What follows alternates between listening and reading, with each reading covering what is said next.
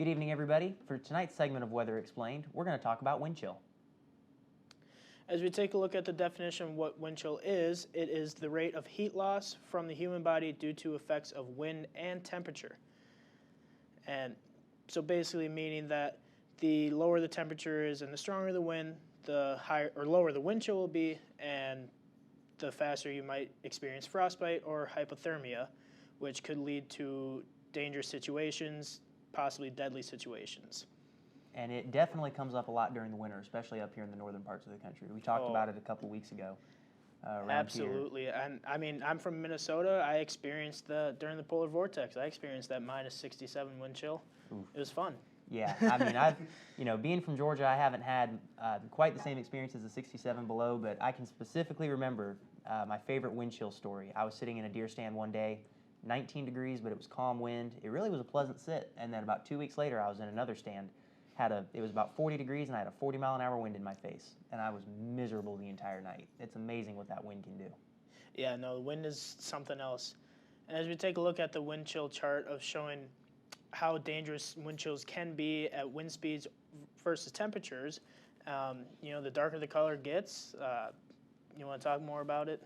Yeah, so as you can, the lighter blue is going to be your less extreme feels like, and then as you get to the further down and further to the right, you get towards the purples and the darker blues. That's going to be where you really feel that it really feels a lot colder than it actually is. And something to note as you get towards the top left part, going back to the top left part of that graphic, the chart stops obviously at calm wind, but then again at 40 degrees for the temperature. Usually wind chill is not applied if the temperature is at or above 50 degrees. At or below 50 degrees is where wind chill would be applicable in the presence of a wind, but above that temperature, it's not really applied.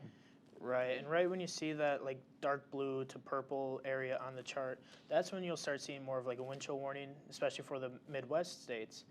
But I mean, some of those light blues and maybe not as light blues, you'll see wind chill warnings. If you see those down in like places like Texas, down in the south, anywhere down there, you'll see wind chill warnings for those. Like it might not even be below zero for wind chill, but wind chill has a strange effect on definitely where you live, what you're used to for your weather, because those Texans, they really can't handle the cold.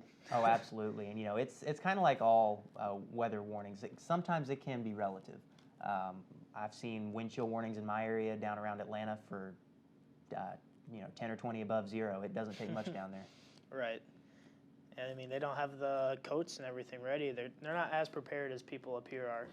I mean, even though we get it much worse, any type of wind chill, if you ever get into a wind chill advisory or warning, never take it lightly. Always take it seriously, because that frostbite, that hypothermia, that will hit you without you knowing. And, I mean, the colder the wind chills are, the faster that time is. The shorter the amount of time between on bare skin, exposed skin, for you to get frostbite can get as low as 5 minutes.